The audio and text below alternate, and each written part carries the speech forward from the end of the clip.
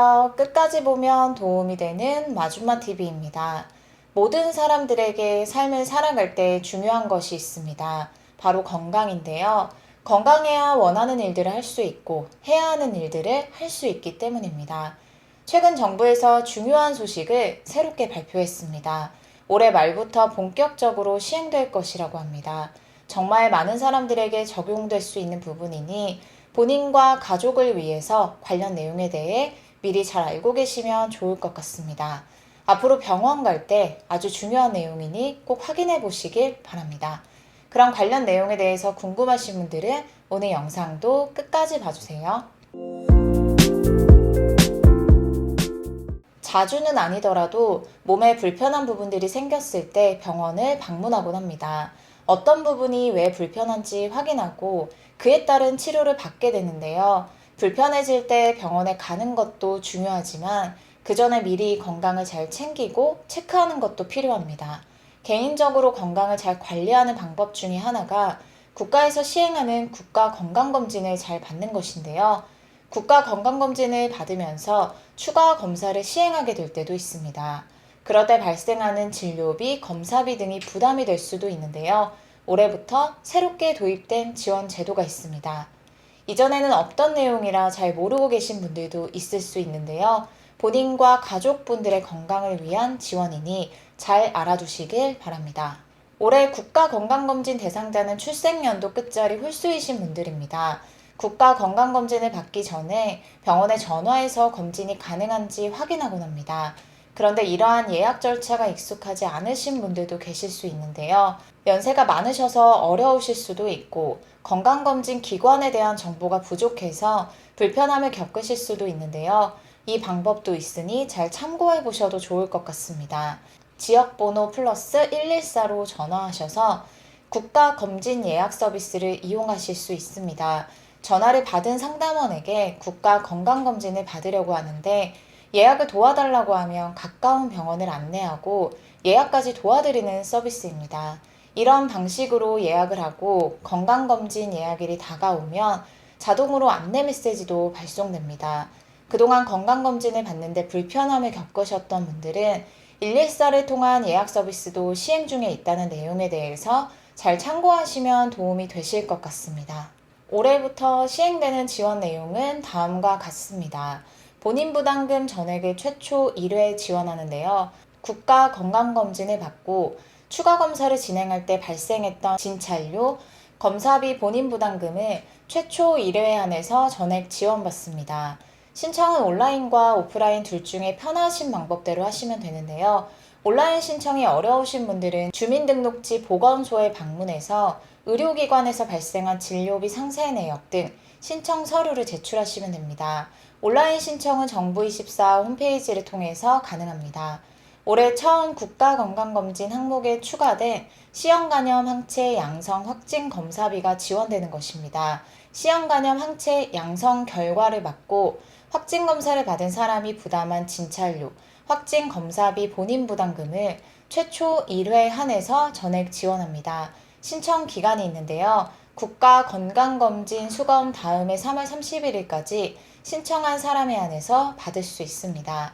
확진검사비는 본인 명의 통장을 통해 지급되니 진료비 상세 내역 등 신청 서류를 제출할 때 본인 명의 통장 사본도 함께 준비하셔서 제출하시면 됩니다. C형 간염은 혈액, 체액을 통한 바이러스 간염으로 발생하는 간질환으로 간암으로 발전할 가능성이 있기 때문에 조기에 발견하여 치료하는 것이 매우 중요합니다.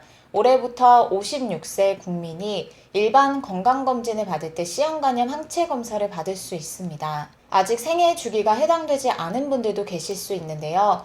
가족분들이 해당되실 수 있고 시간이 흐르면서 본인이 해당되실 수 있으니 국가건강검진을 통해서 꼭 확인해 보시고 건강 잘 챙기시면 좋을 것 같습니다.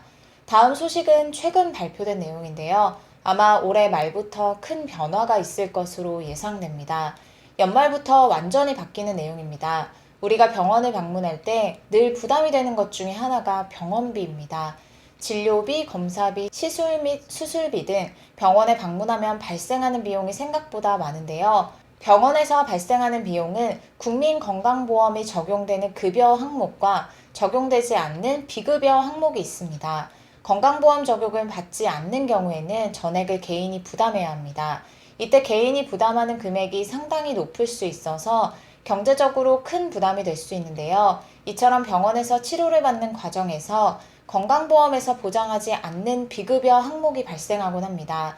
비급여 항목은 병원마다 금액의 차이가 있어서 환자가 느끼는 부담이 더 클 수 있는데요. 비급여 항목의 경우 보통 본인이 가지고 있는 실손 의료보험을 통해서 보장받곤 합니다. 이제부터 설명드릴 내용에 대해서 잘 알고 계셔야 하는데요. 우리나라 실손보험 가입자 3,600만 명에 달한다고 합니다. 10명 중 7명 이상의 국민이 실손보험에 가입되어 있는데요. 이제부터 내가 동의하지 않아도 자동으로 전환되어 받을 수 있는 보장 한도가 줄어듭니다. 이게 무슨 말인지 이해가 잘 안 되시는 분들도 계실 수 있는데요. 먼저 보장 한도가 얼마나 줄어드는지 설명드릴게요. 비중증 환자가 받을 수 있는 연간 보장 한도가 5천만 원에서 1천만 원으로 바뀌고 비급여 자기 부담률이 30%에서 50%로 늘어납니다. 그리고 아예 보험금 지급이 되지 않는 것들도 있습니다. 보상 항목에서 제외되는 것인데요. 도수치료 등 근골격계 질환, 비급여 주사제에 대한 보장이 제외됩니다. 앞으로는 실손보험을 통해 보장받을 수 없게 됩니다. 그리고 중증 질환의 경우는 지금까지 자기 부담 한도가 없었는데요. 이제는 비급여 항목에 대해 연간 500만 원으로 제한합니다. 다음 내용이 중요한데요. 그럼 모든 실손보험이 앞으로 이렇게 달라지는지 궁금하실 거예요. 위에 안내드린 실손보험은 올해 말 출시 예정인 5세대 실손보험으로 2013년 4월 이후 가입한 실손보험 가입자는 본인의 동의가 없어도 자동으로 5세대 실손보험으로 전환됩니다. 약 2천만 원의 가입자가 해당되는데요. 약관 변경 조항에 따라서 새 보험 체계로 전환되는 것입니다. 그럼 그 이전에 가입한 실손보험 가입자는 어떻게 될까요? 약관 변경 조항이 없는 2013년 4월 이전에 가입한 1, 2세대 가입자에게는 적용되지 않습니다. 보험회사에서 초기 가입자들에게 보상을 하고 계약을 해지하고 새 상품 가입을 유도할 계획이라고 합니다.